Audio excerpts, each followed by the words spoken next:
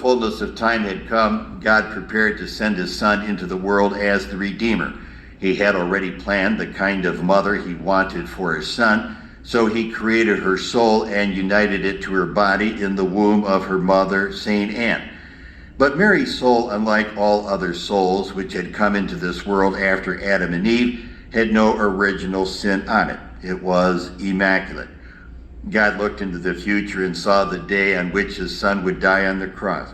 He accepted in advance the precious blood of his Son as the price of Mary's redemption. He used the precious blood to redeem her ahead of time by preserving her from all sin. This privilege which God granted to Mary of being conceived and born without original sin is called her Immaculate Conception, preparing for warfare against the devil.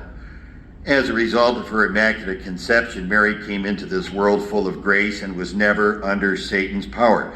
She was the only one, except for Christ, whose soul was always turned perfectly towards God's will. Her Immaculate heart was always full of perfect love for him. She was completely the devil's enemy and prepared for the warfare with him which was to result in his complete defeat. By her surrender to God's will, she was ready to reverse the defeat mankind had suffered through Eve's refusal of God's will. Because of her love of God, she became the mother of Christ, enjoying him in the battle with the devil, which will be described later on in Lesson 8. Lesson number 6, Actual Sin. And this lesson begins with the words of the Sacred Heart to St. Margaret Mary, complaining of man's sins. Behold this heart which has loved men so much, which has heaped on them so many benefits. In exchange for this infinite love, it finds ingratitude. Instead, it meets with forgetfulness, indifference, and outrages.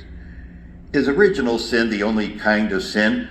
Original sin is not the only kind of sin. There is another kind called actual sin, which we ourselves commit. What is actual sin? Actual sin is any willful thought, desire, word, action, or omission forbidden by the law of God.